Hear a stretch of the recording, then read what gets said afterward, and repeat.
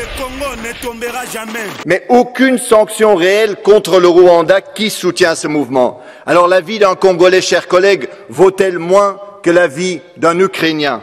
Kichanga, Bambo, Rutshuru, Kishishe, Nyiragongo, combien de territoires de la République démocratique du Congo doivent encore être frappés, occupés ou asphyxiés comme actuellement Goma avant que l'Union européenne ne réagisse?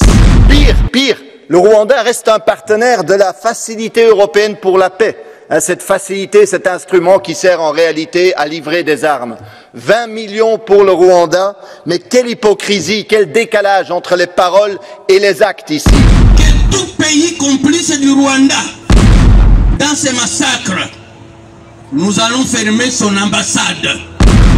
Tout pays complice, États-Unis, Union européenne, Belgique, France, nous fermons leurs ambassades.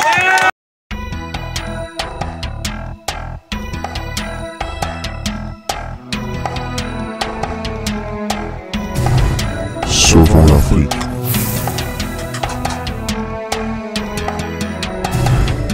Sauvons l'Afrique. Après la CEDEAO, Communauté des États d'Afrique de l'Ouest, leur division avec celle Sahel, on va maintenant parler de l'Afrique centrale, y compris la République démocratique du Congo, l'Ouganda, le Rwanda, le Burundi, le Tanzanie, le Zambie et l'Angola. Mais on va parler de l'RDC par rapport à l'injustice infligée à ces pays. Comment est-ce qu'il y a presque une année ici, dont l'Ukraine était agressée par la Russie, et la Russie a connu des sanctions. Mais nous voyons aujourd'hui, depuis il y a presque 30 ans, dans la RDC, vit l'injustice matin, midi et soir ou à répétition par l'agresseur qui est le M23 avec leur médiation du Rwanda. On vit aucune sanction contre ces pays. On va suivre des députés. L'un qui est un député européen, Marc Bottega, il a vraiment expliqué à long et à large comment est-ce que l'Union européenne ferme sa bouche pour ne rien dire. Et puis on va suivre la deuxième vidéo que le député Justin Bitakwira, qui était l'ancien ministre des développements durables, il a aussi expliqué en long et à large l'injustice dans l'Union européenne. Et il a aussi cité qu'il y a beaucoup de pays qui sont derrière cette guerre injuste. Souvent, on va revenir après. Il est avéré maintenant, depuis des années, même par les Nations Unies, que le gouvernement rwandais soutient les rebelles du M23, des rebelles qui sèment la terreur, la mort en République démocratique du Congo, notamment à l'Est, où ce conflit a déjà fait des millions de morts. Nous savons donc toute la responsabilité du gouvernement rwandais. Et alors, que fait l'Union européenne, que font les pays européens? On s'attendrait à des sanctions. C'est la réponse que l'Union européenne a souvent quand on voit ce genre d'action de la part d'un pays contre un autre. Mais non, les gouvernements européens décident aujourd'hui de renforcer leur coopération militaire avec le Rwanda. La France, notamment, annonce un renforcement de sa coopération militaire. L'Union européenne va donner 20 millions au Rwanda pour sa participation au Mozambique. Et les États-Unis, vous le savez, depuis longtemps, sont un partenaire très important du Rwanda. Tandis que vous savez qu'aujourd'hui, s'il y a un État qui vend des armes à la République démocratique du Congo, il doit notifier les Nations Unies, ce qui ralentit, voire empêche, évidemment, la livraison des armes à un pays trop souvent et si souvent agressé. Cette politique, où on dit en mots, en paroles que nous respectons la souveraineté congolaise, mais en réalité notre politique l'entrave et la sape, est inacceptable. Il faut cesser ça tout de suite, parce que nous avons besoin, et les Congolais ont besoin de paix aujourd'hui. Vous avez suivi avec moi la vidéo. Il s'appelle Marc Bottega, c'est un député européen. Mais il a expliqué dans les détails comment est-ce que la guerre injuste imposée à la RDC ne peut pas continuer aussi longtemps. Il y a des leaders panafricanistes qui luttent chaque jour pour défendre l'intérêt du pays.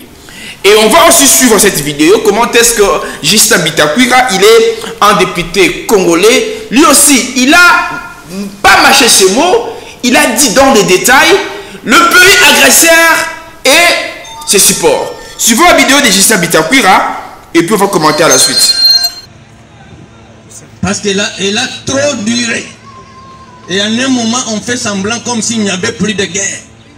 Parce que notre armée n'avance pas, plutôt elle recule. C'est le peuple congolais qui va mettre fin à cette guerre. Et j'ai le remède. J'ai le remède. Nous allons utiliser 3 méthodes. La première méthode, c'est celle de Martin Luther King. La deuxième, ça sera celle de Mandela. Et la troisième, ça sera celle de Mao Tse-tung en Chine. Qu'est-ce qui va arriver? Nous allons lancer un mouvement que j'appelle IPP. Retenez-le. IPP, c'est l'insurrection populaire pacifique. Insurrection populaire pacifique. Retenez-le à dater de ce jour. Qu'est-ce que nous allons faire? Nous allons nous donner 3 mois. Parce qu'il faut faire le tour de toutes les provinces. On va se donner 3 mois. On va commencer par l'Union européenne. C'est l'Union européenne qui a fait monter le chien sur l'arbre. Et ce chien crache le feu. C'est M. Kagame. C'est M. Kagame. Et quand nous voulons nous opposer à ce que fait Kagame dans ce pays, l'Union européenne monte. Châtaignier. Châtaignier. Ce monsieur, si on était au Mali ou au Burkina Faso, Châtaignier ne ferait pas 48 heures sur la terre congolaise. Qu'il partira de lui-même sans qu'on le force. Qu'est-ce que l'insurrection populaire pacifique? Aux Kinois, je leur demande que les jours où nous allons arriver même à 200 000 personnes, nous décidons que tout pays complice du Rwanda dans ces massacres, nous allons fermer son ambassade. Tout pays complice, États-Unis, Union européenne, Belgique, France, nous fermons leurs ambassades. Et on leur donne un délai. Si vous ne demandez pas à Kagame de quitter le Congo, partez. Vous deviendrez quand nous aurons fini la guerre.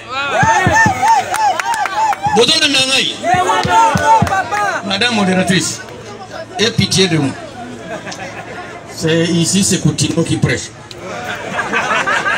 Donc, préparez-vous, mouvement citoyen, ONAJEC, Genocost, Lucha, Filimbi, mais c'est nous qui allons libérer la République démocratique du Congo. Dès qu'on chasse tous les supports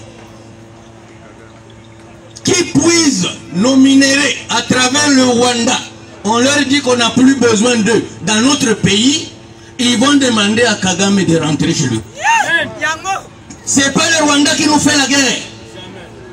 C'est les puissances occidentales, en commençant par l'Union européenne, États-Unis, Angleterre, France, Belgique. Ce sont ces pays-là.